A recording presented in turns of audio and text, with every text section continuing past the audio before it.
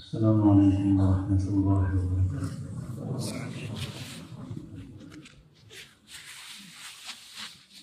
الحمد لله نحمده ونستعينه ونستغفره ونؤمن به ونتوكل عليه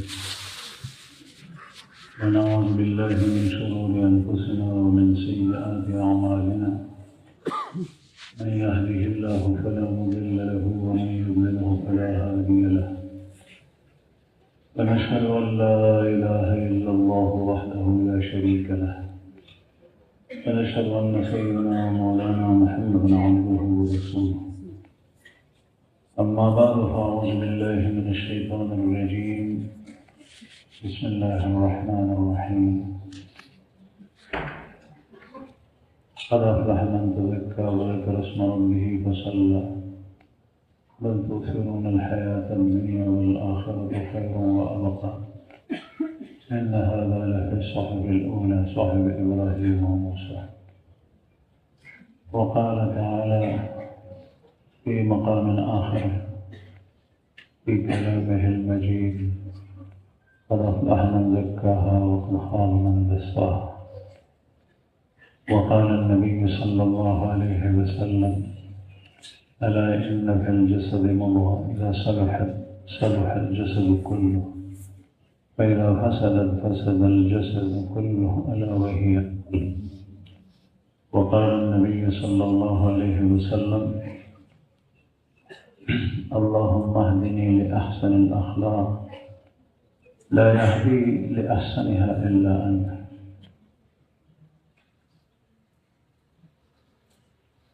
صدق الله العظيم وصدق رسوله النبي الكريم ونحن على ذلك من الشاهدين والشاكرين والحمد لله رب العالمين. درود شریف پڑھیے.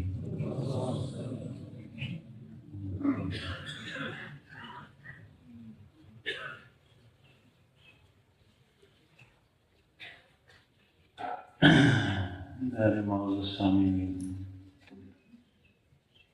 اور بھائیو، اللہ جل شانہ نے ایک بار پھر ہمارے اوپر بہت بڑا فضل اور احسان فرمایا کہ ہمیں پھر کربوغہ شریف کے اندر اس عظیم مسجد میں ایک عظیم عالمی اصلاحی تربیتی روحانی اور فکری اجتماع میں جمع فرمایا. اللہ تعالیٰ کا بہت زیادہ شکر ادا کریں. الحمدللہ ثم الحمدللہ. اور حضرت دامت برکاتہ العالیہ کی سرپرستی میں یہ اللہ جل شانہ کی بہت بڑی نعمت ہے. لوگ اکٹھے ہوتے ہیں لیکن ایسا اجتماع، اس میں ہماری شرکت، یہ ہمارے لیے بہت بڑی اللہ جل شانہ کی طرف سے سعادت مندی ہے، خوش بختی ہے. تو اللہ پاک نے کرم فرمایا، پھر کربوغہ شریف کی فضاؤں میں اس اجتماع میں ہم شریک ہوئے. اللہ تعالیٰ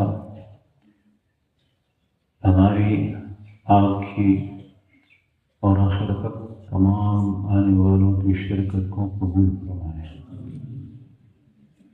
اور اس عظیم اجتماع کو ہمارے لیے اور پوری امت کے لیے نفع بخش بنائے. معزز سامعین، قوموں کا عروج و زوال، قومیں ترقی کرتی ہیں اور زوال پذیر ہوتی ہیں. اس کے ضمن میں افراد کا زوال یقینی ہوتا ہے. قومیں ترقی کرتی ہے تو وہ قوم جن افراد پر مشتمل ہوتی ہے وہ بھی ترقی کر جاتی ہے. قومیں نیچے آتی ہیں تو وہ افراد بھی نیچے گرتی ہیں. آج کل یہ بھی ایک عجیب سوچ ہے کہ کسی مسلمان ملک پر کوئی آفت آتی ہے،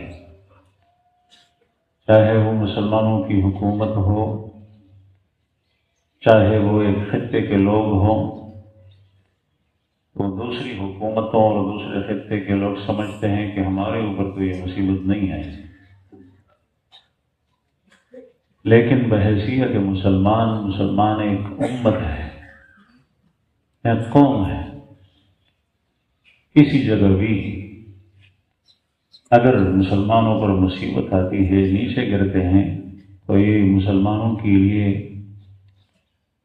بڑے نقصان کی بات ہے، خسارے کی بات ہے.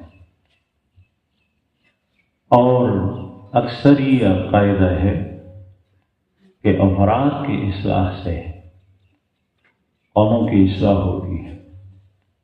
افراد کے عروج و ترقی سے قومیں ترقی کرتی ہیں. کبھی ایسا ہوتا ہے کہ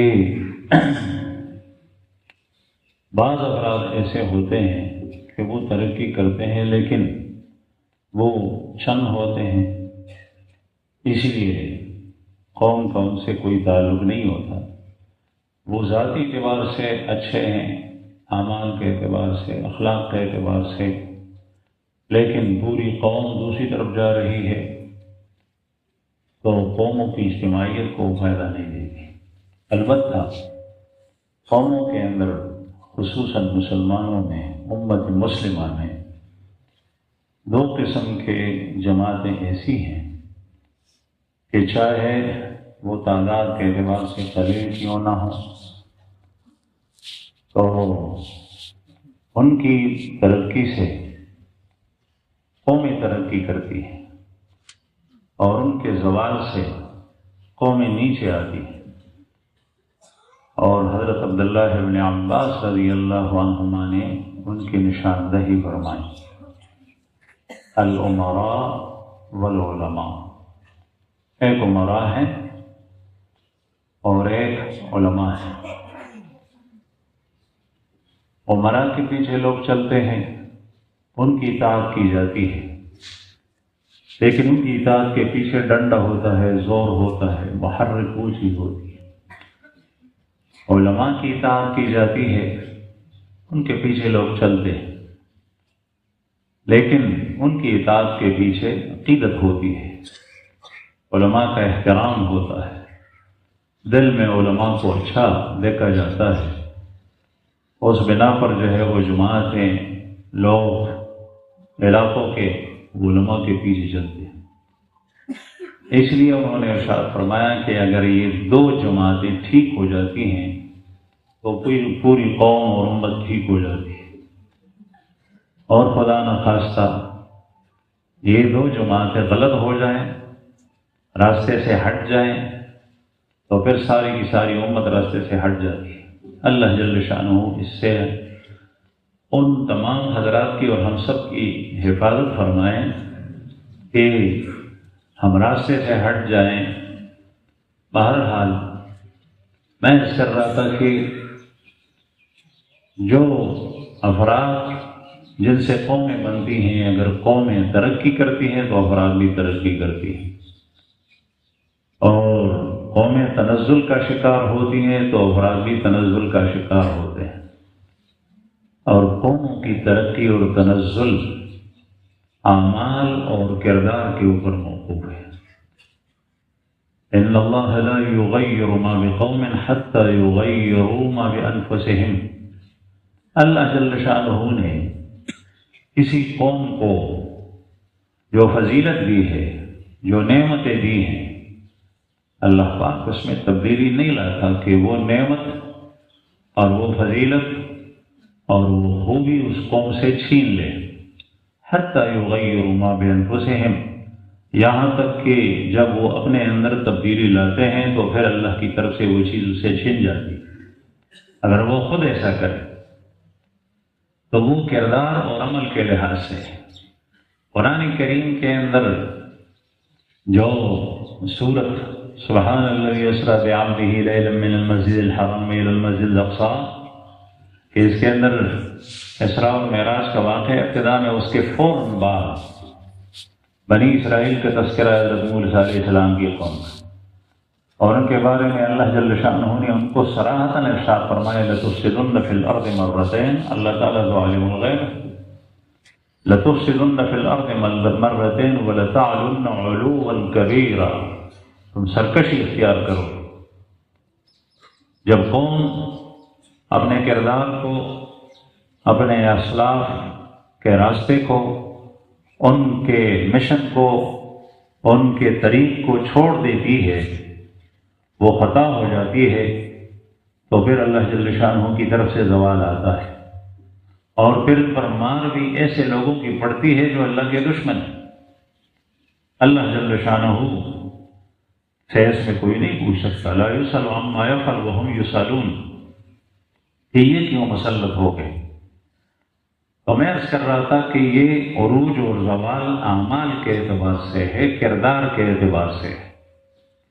جتنے اللہ جل شانہ کے بتائے ہوئے راستے کے گزشتہ انبیاء کی امتوں میں ان انبیاء کے راستے کے مطابق اللہ جل شانہ کی عادت تھی، قانون تھا، اور خاتم النبیین صلی اللہ علیہ وسلم کی سنت میں وہی ضابطہ ہے۔ جو اس راستے کے اوپر جتنا چلے گا، جو نبی کریم صلی اللہ علیہ وسلم نے ہمیں چھوڑا ہے، اس قوم کا کردار، افراد کا کردار اسی کے مطابق ہوگا تو اللہ جل شانہ کی طرف سے برکتیں آئے گی، انعامات آئے گی، کام ان کے درست ہوں گے، یہ ترقی کریں گے۔ اور جیسے ہی خدا نخواستہ اس راستے سے ہٹ جائیں تو پھر اللہ جل شانہ کی طرف سے بھی زوال آتا ہے، اور پھر عمل کے پیچھے اخلاق ہوا کرتی ہیں۔ انسان کے اندر کچھ صفات ہیں، ان صفات سے اعمال نکلتے ہیں۔ جس طریقے سے بیج زمین میں گر جاتی ہے، اس سے کومبل نکلتی ہے، کومبل سے پھر پودا بنتا ہے، پودے کے اوپر پھل لگتے ہیں۔ اگر گندم کی بیج زمین میں بوئی جاتی ہے تو اس سے کومبل نکل کر گندم کا پودا بنتا ہے، اور اگر کسی درخت کی بیج ہے تو اس سے بڑا تناور درخت بنتا ہے۔ اگر وہ پھلدار ہے پھر اس کے اوپر پھل لگتے ہیں، اگر وہ پھولدار ہے تو پھر اس کے اوپر پھول لگتے ہیں۔ اگر یہ دونوں میں سے نہیں ہے تو پھر وہ لکڑی کے کام آتی ہے، ورنہ جلنے کے کام آتی ہے۔ یہ تب ہوتا ہے کہ جب ابتدا میں وہ بیج زمین کے اندر ہو، کسی انسان نے ڈالی ہو یا اللہ جل شانہ کی طرف سے ہو۔ بہرحال یہ اعمال کے پیچھے صفات ہوتی ہیں، اور در حقیقت وہ صفات ہی قوموں کی زوال و عروج کا سبب بنتی ہیں۔ جب ماضی کے اندر تاریخ اس پہ گواہ ہے، قرآن کریم اس پہ گواہ ہے، اور تاریخ اس پر گواہ ہے کہ جب بھی ان قوموں سے یہ صفات نکل گئی اور اس کے اندر تغیر آ گیا تو پھر ان کے اعمال بدل گئے، اور صفات بنتے بھی اعمال سے، اعمال نکلتے بھی صفات سے، یعنی ابتدا کے اندر بھی اخلاق حسنہ اور انتہا بھی اخلاق حسنہ پر ہوتی ہے۔ جس طریقے سے ایمان انسان کے اندر جب اللہ جل شانہ ایمان کی توفیق دیتا ہے، اس کے ابتدا بھی معرفت ہوتی ہے اور انتہا میں بھی معرفت ہوتی ہے، اگرچہ ابتدائی معرفت اور انتہائی معرفت میں فرق ہوتا ہے۔ انتہا کی جو معرفت ہوتی ہے ایمان کے بعد، اعمال میں ترقی کر جانے کے بعد، اس سے آدمی عارف باللہ بنتا ہے، ولی اللہ بنتا ہے۔ یہ معرفت اعلیٰ درجے کی، اور ایمان سے پہلے جو معرفت ہوتی ہے اس معرفت کی سبب سے انسان کو ایمان کی توفیق ملتی ہے۔ کبھی کبھی وہ غیر اختیاری بھی ہوتی ہے، دل کے اندر روشنی آتی ہے اور انسان نہیں چاہتا، نہ چاہتے ہوئے بھی وہ روشنی آتی ہے، اس کی برکت سے اس کو ایمان نصیب ہوتا ہے، پھر اس کے بعد جو ہے وہ اس میں ترقی کرتے کرتے کرتے یہ معرفت حاصل ہو جاتی ہے کہ اللہ جل شانہ کو اس کی صفات سے، اس کے کاموں سے، اگرچہ آنکھوں سے آدمی دنیا کے اندر نہیں دیکھتا پھر پہچانتے۔ بہرحال اس طریقے سے انسان کے اندر وہ صفات بھی، ہر شخص کے اندر اس صفات کی بیج اللہ نے بوئی ہے اور رکھی۔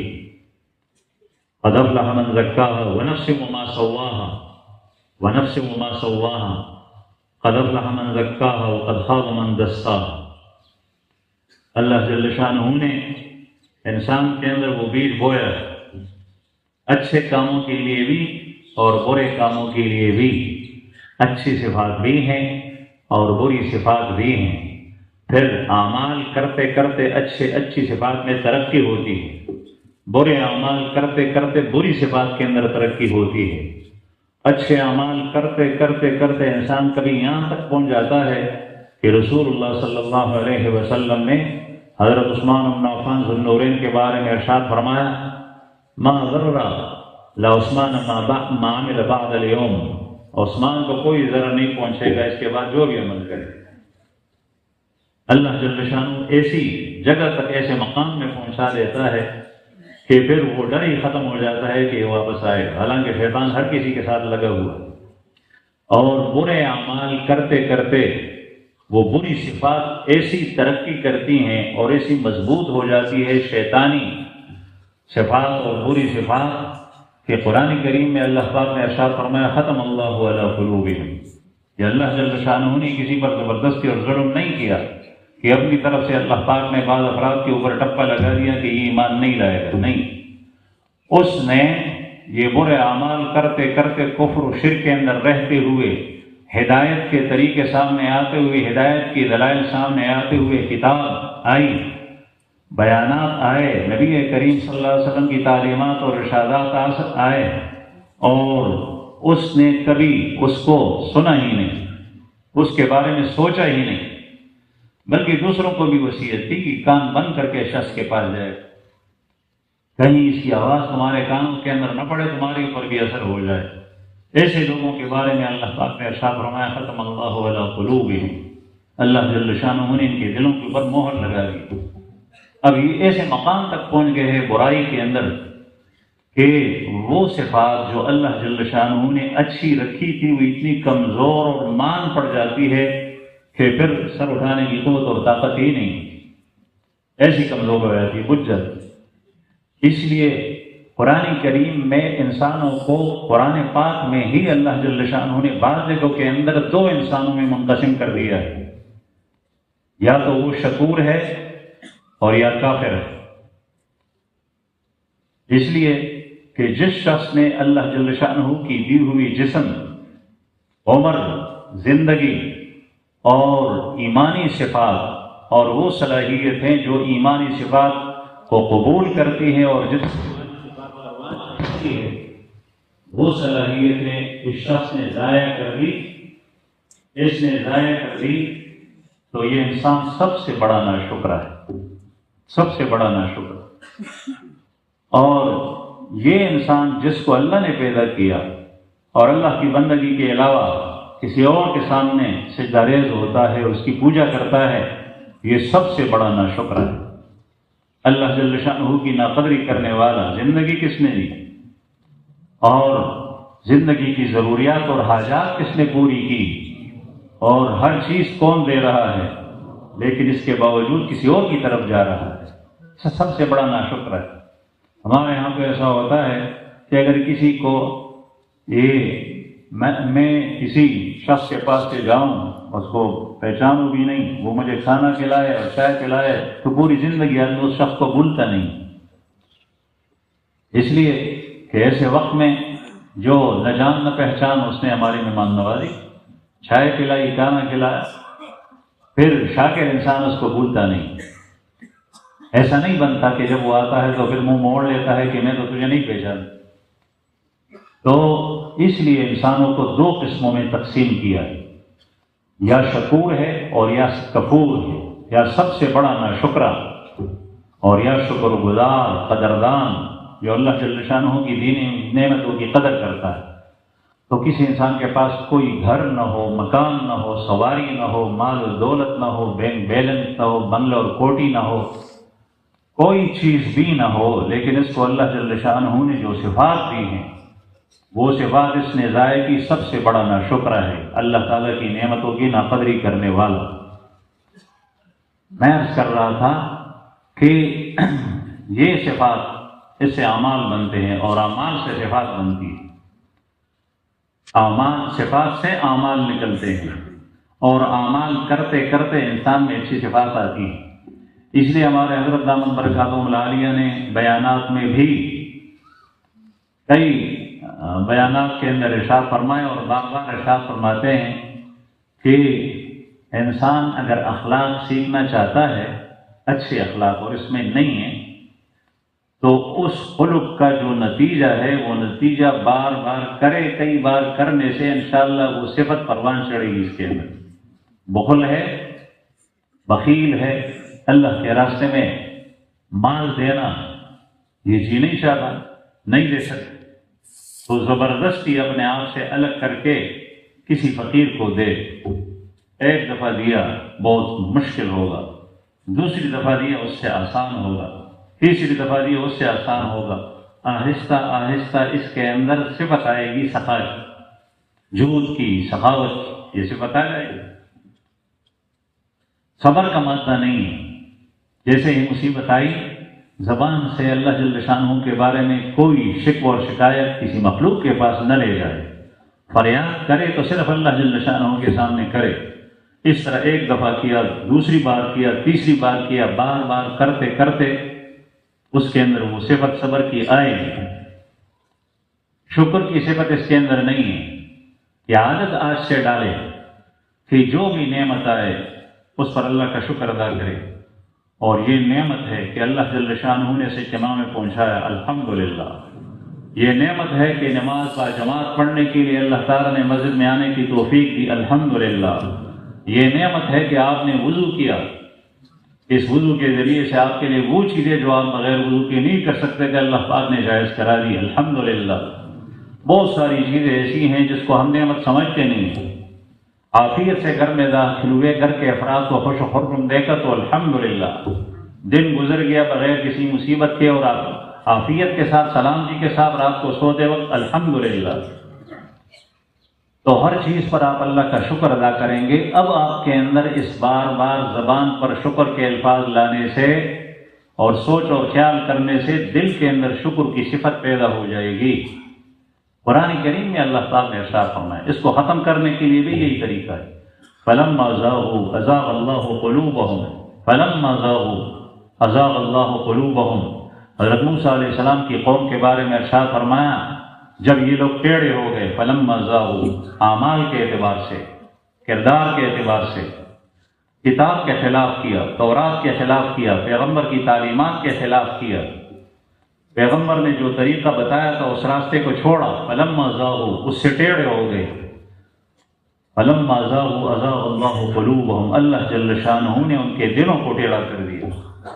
تو ظاہری اعمال کے اوپر انسان کی صفات بنتی ہے، اور صفات بننے کے بعد حسن اخلاق، حضرت ارشاد فرماتے ہیں حسن اخلاق یہ ہے، اخلاق کی کئی قسمیں ہیں، حسن اخلاق وہ آخری درجہ ہے کہ جب انسان کے اندر وہ چیز پیدا ہوتی ہے تو پھر نیک اعمال خود بخود نکلتے ہیں، یعنی آسانی کے ساتھ نکلتے ہیں۔ خود بخود کا یہ مطلب نہیں ہوتا کہ غیر ارادی طور پہ ارادہ ہوتا ہے، لیکن وہ ارادہ ایسا ہوتا ہے کہ آدمی کو پتہ نہیں چلتا۔ اور آپ کہتے ہیں کہ جس چیز کے اندر مشقت زیادہ ہو، الاجر بقدر المشقہ، تو اس میں اجر و ثواب اتنا زیادہ ہوتا ہے، تو اس کا جواب یہ ہے کہ پہلے ابتدا کے اندر یہ چیز نہیں آتی، اس کے لیے محنت کرنی پڑتی ہے، محنت کرنی پڑتی ہے۔ محنت کرتے کرتے کرتے جو محنت اس نے پہلے کی ہے، جو جان جھونکوں میں ڈالا ہے، جو پاپڑ اس نے بیلے ہیں، تو اس کی وجہ سے یہاں تک پہنچ گیا۔ وہ بنیاد کے اندر وہ چیز ہے، پھر اس کے بعد یہاں تک پہنچ گیا، اب اس کے لیے کرنا آسان۔ اس لیے تو فرمایا کہ حضرت عثمان رضی اللہ عنہ آج کے بعد جو عمل کرے تو کوئی ضرور اس کو نہیں ہو۔ تو بہرحال میں عرض کر رہا تھا کہ آج کل مسلمانوں کی تعداد کی زیادتی کے باوجود الحمدللہ پہلے اتنے نہیں تھے، شرک اور کفر تو ہمیشہ بہت زیادہ رہا ہے۔ رسول اللہ صلی اللہ علیہ وسلم نے ایک موقع پر صحابہ کرام کے مجمع میں ارشاد فرمایا کہ اس دن کا تذکرہ کیا کہ حضرت آدم علیہ السلام کو حکم ہوگا اباس النار، آگ کے حصے کو الگ کرو، تو حضرت آدم علیہ السلام اللہ پاک سے پوچھیں گے وہ باس النار، یا باس النار کیا ہے، آگ کا حصہ کیا ہے؟ اور اللہ پاک ارشاد فرمائے گا کہ تیری اولاد میں سے 1000 میں سے 999 آگ کے لیے الگ کر دو اور ایک آدمی جنت میں جائے۔ نبی کریم صلی اللہ علیہ وسلم یہ حضرت آدم علیہ السلام کے ساتھ ہوگا، قیامت میں ہوگا، لیکن اللہ جل شانہ کے لیے ماضی، حال، مستقبل سارے کے سارے زمانے ایک ہیں۔ اہل سنت والجماعت کا عقیدہ ہے کہ جنت اور جہنم بنی ہیں، کون جنت میں جائے گا کون جہنم میں گرا ہے یہ سب اللہ جل شانہ کو پتہ ہے، کس کے ساتھ کیا معاملہ ہوگا یہ سب اللہ جل شانہ کے علم میں۔ رسول اللہ صلی اللہ علیہ وسلم نے صحابہ کو جس وقت یہ حدیث ارشاد فرمائی اور یہاں تک پہنچ گئے، صحابہ کی چیخیں نکلی، ہمیں کچھ اثر نہیں ہو کہ جب 1000 میں 999 جہنم میں جائیں گے تو یا رسول اللہ ہمارا حشر کیا ہو، ہم کس کاتے میں ہوں؟ یہ تو جنت میں جانا بہت مشکل۔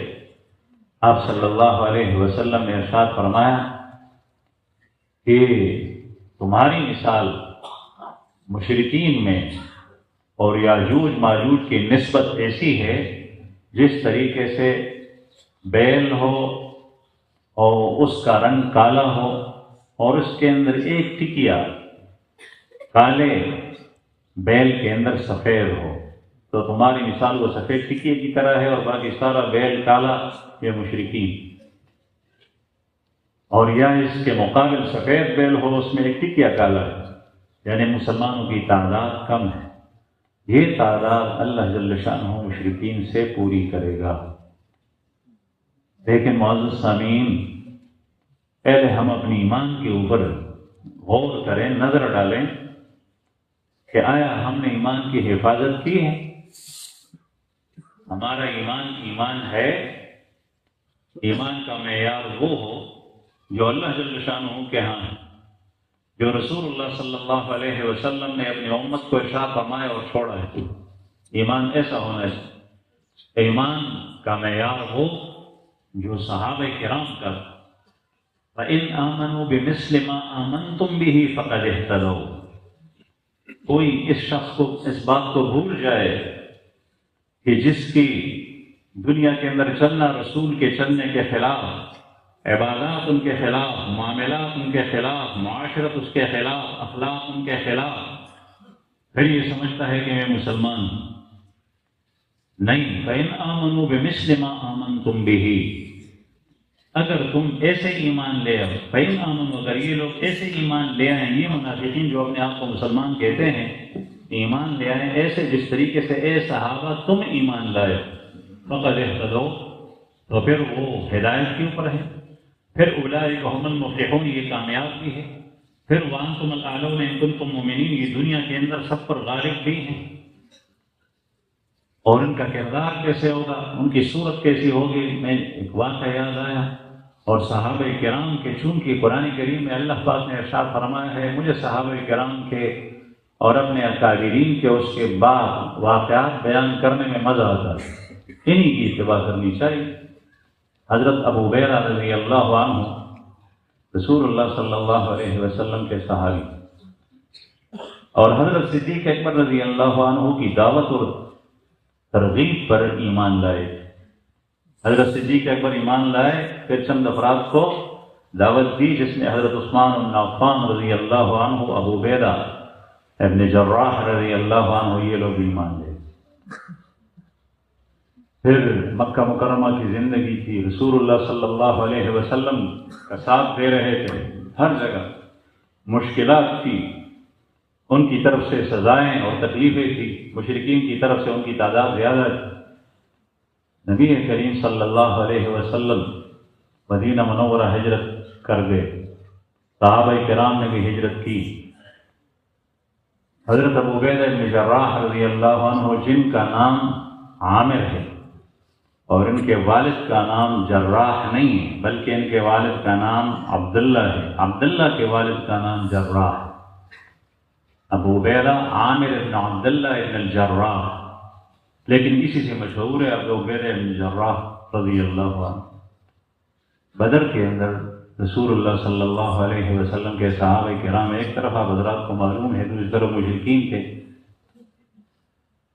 سارے صحابہ بہادری کے اور جرأت کے جوہر دکھا رہے تھے، لگے ہوئے تھے کافروں کے قتل کرنے میں۔ یہ وہ لوگ تھے جنہوں نے 13 سال رسول اللہ صلی اللہ علیہ وسلم کو مکہ مکرمہ میں عزیزیں پہنچائیں۔ اب ایمان کو دیکھیں، ابو عبیدہ بن جراح رضی اللہ عنہ، حضرت عبداللہ بن عمر رضی اللہ عنہ صحابہ کرام میں 3 آدمیوں سے بڑے متاثر ہیں، ایک ابو بکر صدیق، ایک عثمان ذو النورین اور ایک ابو عبیدہ بن جراح۔ یہ بڑے مہربان اور رحیم لوگ تھے، لیکن جنگ کے دوران ان کی حالت دیکھ، تلوار چلا رہے ہیں تو خود صحابہ کرام فرماتے ہیں کہ شیر کی طرح کافروں کے اوپر حملہ کر رہے ہیں ابو عبیدہ بن جراح، اور جدھر بھی جاتے ہیں کافر بھاگتے ہیں، لیکن ایک شخص ایسا ہے جو ابو عبیدہ کے سامنے آتا ہے، ابو عبیدہ رضی اللہ عنہ اس کو چھوڑ کر دوسری طرف جاتے ہیں، پھر وہ شخص سامنے آتا ہے، پھر تیسری جگہ جاتے ہیں، پھر سامنے آتا ہے۔ ابو عبیدہ بن جراح ان پر وار نہیں کرتے، ان کو چھوڑتے ہیں، لیکن وہ راستے بند کرتے ہیں سارے کہ کسی طرف نہیں جا سکتے۔ جب 2-3 دفعہ اس نے ایسا کیا، آخر انہوں نے تورنار نکالی اور اس کو قتل کر دیا۔ یہ کون تھے؟ ان کے والد، ابو عبیدہ بن جراح کے والد۔ اللہ جل شانہ کے لیے اور اللہ کے رسول کے لیے باپ سے محبت تھی، لیکن وہ محبت سب ختم۔ اللہ کی محبت کے اوپر، رسول اللہ صلی اللہ علیہ وسلم کی محبت کے اوپر اپنے باپ سے محبت قربان کر دی، اس کو قتل کر دی۔ بار بار سامنے آتا، اس طرح صدیق اکبر رضی اللہ عنہ کو اپنے بیٹے عبد الرحمن نے ایک موقع پر کہا جب مسلمان ہوئے کہ ابا جی آپ میرے سامنے بدر میں آئے تھے، لیکن میں نے کہا میرے باپ ہیں۔ ابو بکر صدیق رضی اللہ عنہ فرماتے ہیں اگر تو میرے سامنے آتا تو میں ہرگز تجھے نہیں چھوڑتا، اس لیے کہ یہ اللہ کے لیے۔ کتاب والے نے لکھا ہے، تاریخ میں، رجال کی کتابوں میں یہ واقعہ ہے کہ یہ ابو عبیدہ نے اپنے باپ کو نہیں قتل کیا، بلکہ اس کی باپ کے اندر شرک کو قتل کیا ہے، اور یہ اللہ کے لیے اس نے کیا ہے۔ اس لیے کسی بھی کام کو کرتے وقت یہ ہونا چاہیے۔ ہماری کتابوں کے اندر یہ لکھا ہے کہ اگر کافروں سے کہیں لڑائی ہوئی اور کافروں نے مسلمانوں کے بچے اٹھائے اور تطرس بہم، مسلمانوں کے سامنے اس کو کر دیا کہ مسلمان تیر مار رہے ہیں تو مسلمانوں کے بچے لگ رہے ہیں، اس وقت کرنا کیا چاہیے، اور وہ ان کو لے کے یوں آگے پیش قدمی کر رہے ہیں، اور اگر وہ پہنچ گئے مسلمانوں کے پاس تو مسلمانوں کے علاقے کو فتح کریں تو کیا کرنا چاہیے؟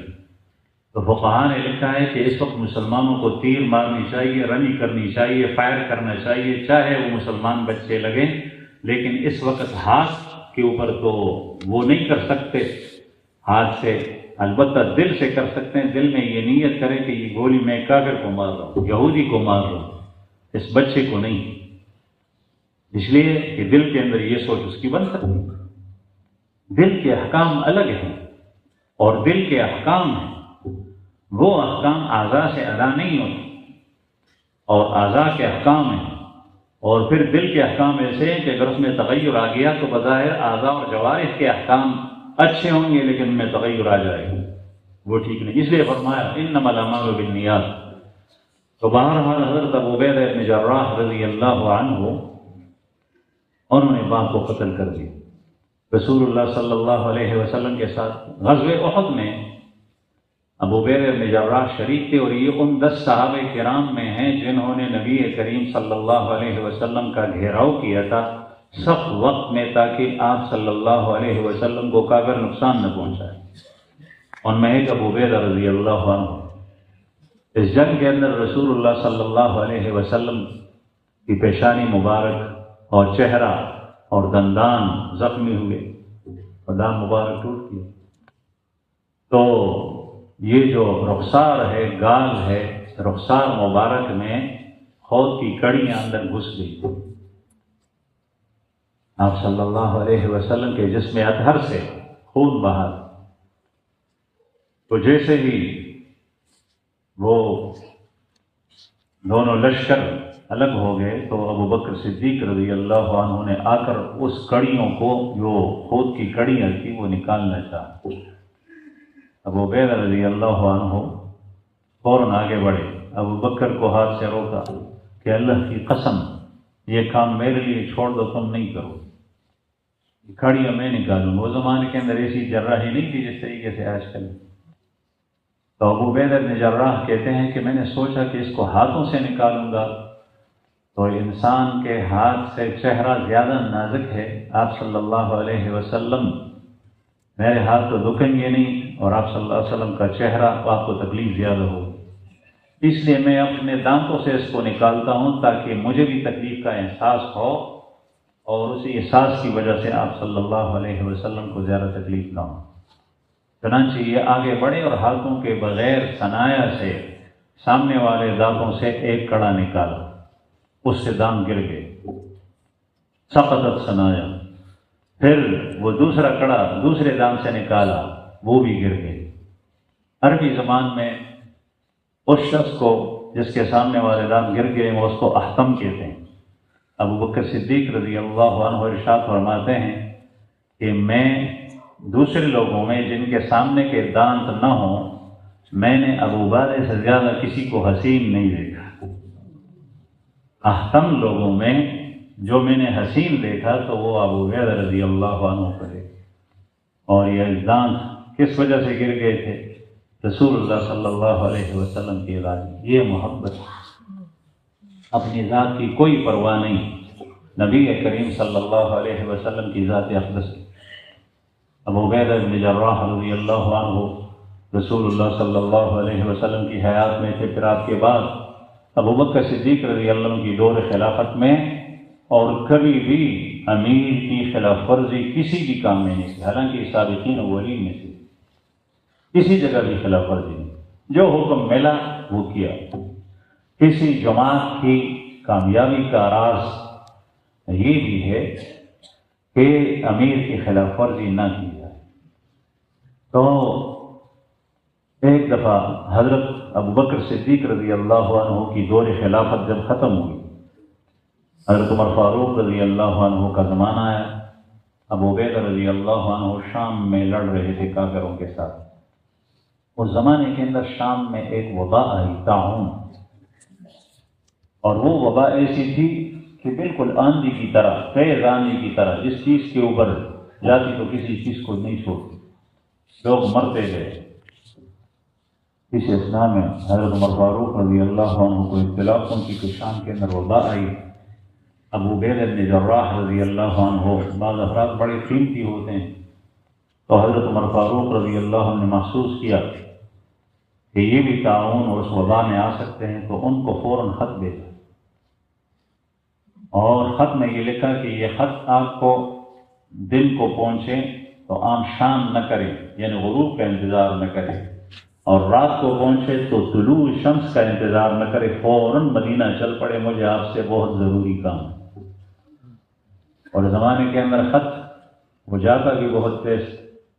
حضرت عمر فاروق رضی اللہ عنہ امیر المومنین نے ڈاک کا انتظام قائم کیا، اور کتابوں نے لکھا ہے کہ حجاج بن یوسف کا رابطہ محمد بن قاسم سے. حجاج بن یوسف عراق میں ہے، محمد بن قاسم پاکستان میں ہے، جنوب میں سمندر کے کنارے، جو لڑ رہے تھے ہندوؤں کے ساتھ. رابطہ ہوتا تھا تو 3 دن میں خط آتا جاتا، 3 دن میں. اور جنگ کے امور کے بارے میں حجاج بن یوسف بڑے ماہر. اگر کوئی مشورہ پوچھتا محمد بن قاسم تو وہ خط کے ذریعے سے پوچھتے، وہاں جواب آتا کہ یہاں کھڑے ہو جاؤ، یہاں سے مارو، اس طرح کرو. اس پر عمل کرتے ہوئے پھر فتح پائی.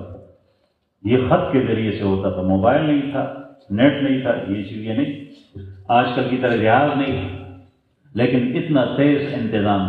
تو حضرت عمر فاروق رضی اللہ عنہ نے ابو عبیدہ رضی اللہ عنہ کو خط بھیجا کہ آپ جلدی مدینہ منورہ پہنچ جائیں. ابو عبیدہ بن جراح رضی اللہ عنہ کو جیسے ہی خط پہنچا اور خط کا مضمون پڑھا تو حاضرین کے سامنے کہا کہ میں سمجھ گیا خط کا مطلب کیا ہے، اور پھر ان سے کہا کہ امیر المومنین اس شخص کو باقی رکھنا چاہتا ہے جو اللہ کے ہاں باقی رہنے والا نہیں ہے، وہ دنیا سے جانے والا۔ پھر جواب میں لکھا کہ امیر المومنین کبھی بھی ان کی خلاف نہیں کیا، ان کی بات کو نہیں ٹکرایا، لیکن یہ ایک بات ہے جس کو ٹکرا دی۔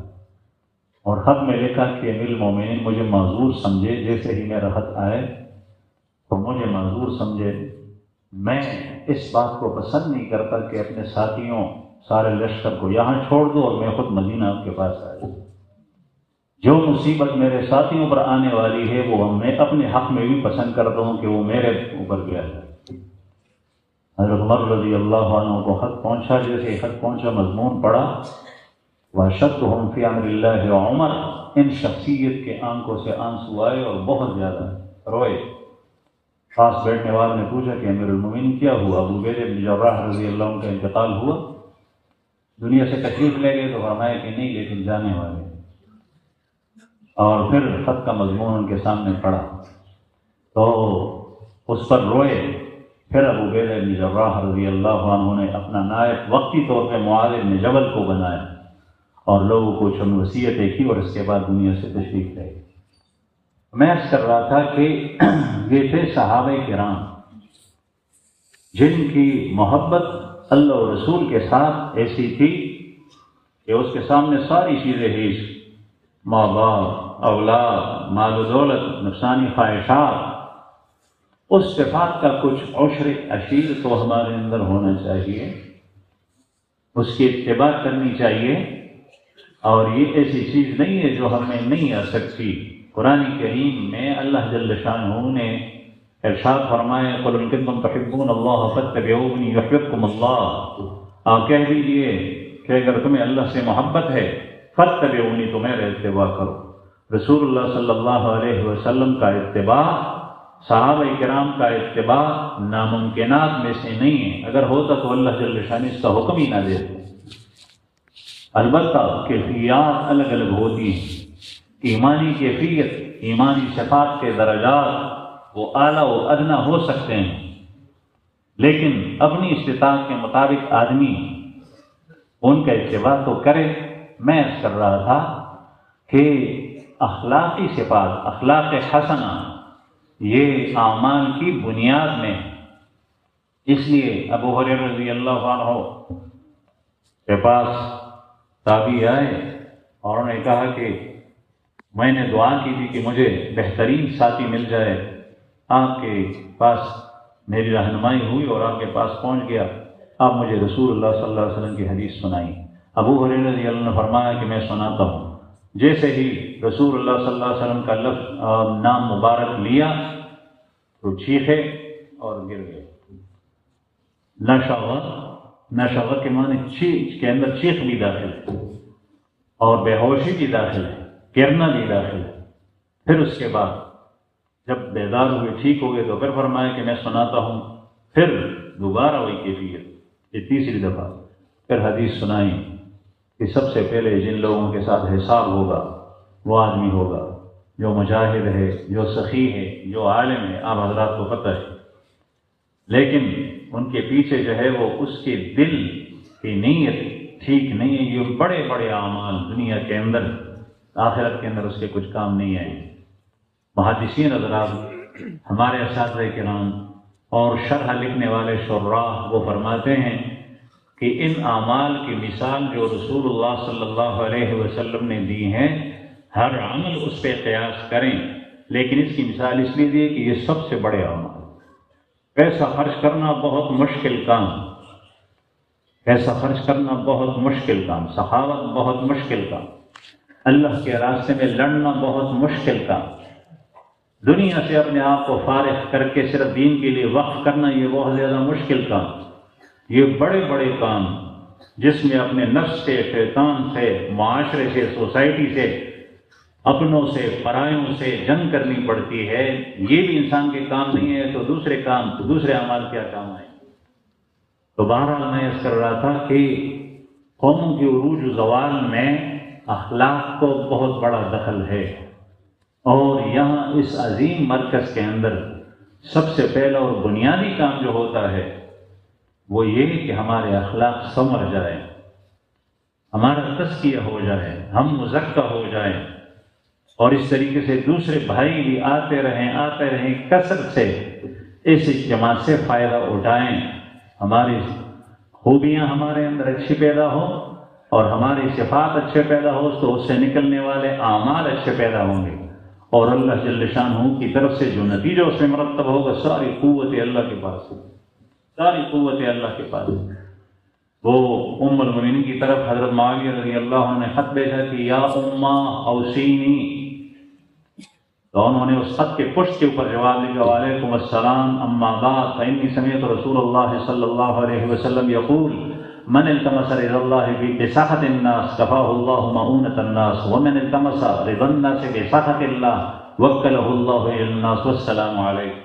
مجھے وصیت کیجیے، تو انہوں نے ارشاد فرمایا کہ میں نے رسول اللہ صلی اللہ علیہ وسلم کو سنا ہے کہ جس شخص نے اللہ کی رضا کو ڈھونڈ اور طلب کیا، التماس اس کو کہتے ہیں کہ آدمی انتھک محنت اور کوشش کے ساتھ تلاش کرے کسی چیز کو۔ التماس الماء، جنگل کے اندر آپ پھنس گئے، پانی دیکھ رہے ہیں، پیاس سے جان چلی جا رہی ہے، آپ گھوم رہے، جہاں آپ کے بس میں ہیں گھوم رہے ہیں، تلاش کر رہے ہیں، اس کو التماس کہتے ہیں۔ من التمس رضا اللہ، ایسا نہیں کہ بیٹھے بٹھائے خود اللہ کی رضا ہے، جو اللہ کی رضا کو ڈھونڈے تلاش کرے، بسخط الناس، بات یہ سببیت کے لیے، یہ لوگ ناراض ہو جائیں، سبب یہ ہے کہ اللہ کی رضا نہیں ملے گی جب تک کہ لوگوں کو ناراض نہیں کرو گے۔ اگر لوگ راضی ہیں تو ٹھیک ہے، اگر لوگوں کی رضا اور خوشنودی کے باوجود اللہ کی رضا نہیں ملتی تو لوگوں کو ناراض کر کے اللہ کی رضا کو تلاش۔ کفاہ اللہ مؤونۃ الناس، اللہ جل شانہ سارے کام پورے کرے گا، اور جو اللہ کو ناراض کرے اور اللہ کی ناراضگی کی وجہ سے لوگوں کو خوشنودی حاصل ہو، نماز پڑھے، زکوٰۃ چھوڑے، اخلاق چھوڑے، معاملات چھوڑے، ساری چیزیں چھوڑ دے، تو اللہ جل شانہ اس کو مخلوق کے حوالے کرے گا۔ اور حاجتیں کس طرح پوری ہوتی ہے؟ حضرت عمر فاروق رضی اللہ عنہ خط دریا کے اندر ڈال رہے ہیں، دریا نیل کے اندر، اور اس سے پہلے اس میں جو ہے وہ خوبرو لڑکی، اس کو جس طریقے سے اپنے زوج کے لیے بیاہی جاتی ہے اس طریقے سے بناؤ سنگار کر کے دریا میں ڈالی جاتی تھی، تب پانی آتا تھا۔ اور حضرت عمر فاروق رضی اللہ عنہ نے پرچی ڈالی، یہ پرچی اس میں ڈال لیں، اس پرچی سے دریا امڑ ڈالا، اور ایسا بھر گیا کہ اس وقت سے لے کر آج تک دریا نیل کا پانی نیچے نہیں اترا۔ اس کے پیچھے کوئی لو لشکر نہیں ہے، کوئی امریکہ نہیں تھا، کوئی یورپ نہیں تھا، کسی سے مدد نہیں تھی، اللہ جل شانہ کے پاس ساری قوتیں۔ حضرت ابراہیم علیہ السلام اکیلے ہیں، آگ میں ڈالے جائیں۔ اس امت کے نبی کریم صلی اللہ علیہ وسلم کی امت ابو مسلم خولانی رضی اللہ عنہ، جو رسول اللہ صلی اللہ علیہ وسلم کی زیارت ہی نہیں ہوئی، وہ اکیلے ہیں اور یمن کے اندر وہ آگ میں ڈالے جا رہے ہیں، آگ سے نکل کر مدینہ منورہ پہنچ گئے، اللہ کی نصرت آتی۔ بہرحال میں عرض کر رہا تھا کہ اس امت کے اندر بھی یہی قانون ہے جو پہلے ہے، اللہ جل شانہ ہمیں ذلت سے، رسوائی سے، گمراہی سے اس سے بچائے، اور اللہ جل شانہ ہمارے ایمان کی حفاظت فرمائے، لیکن اپنے اخلاق کی فکر کرنی ہے اور اس کے بارے میں محنت اٹھانی پڑے گی، اور اخلاق اچھے ہو جائیں، صبر ہو جائے تو پھر اعمال اور کردار بھی اچھے ہوں گے، اور کردار اور اعمال اچھے ہوں گے تو پورا معاشرہ درست ہو جائے گا، پورا معاشرہ درست ہوگا تو اللہ جل شانہ کی مدد آئے گی۔ اللہ پاک ہمیں اس اجتماع سے زیادہ فائدہ اٹھانے کی توفیق عطا فرمائے۔ ایک بات عرض کروں، چونکہ ابھی اجتماع شروع ہو رہا ہے، آپ حضرات سنیں کہ چونکہ ساتھی آ رہے ہیں اس وقت، اس لیے اس جگہ یہ عظیم مرکز ہے، اور الحمدللہ ثم الحمدللہ یہ کافی عرصے سے یہ ترتیب شروع ہے، اس میں باتیں نہیں ہوتی، اس لیے جو حضرات اجتماع میں شرکت کے لیے آتے ہیں تو نماز کے دوران، بیان کے دوران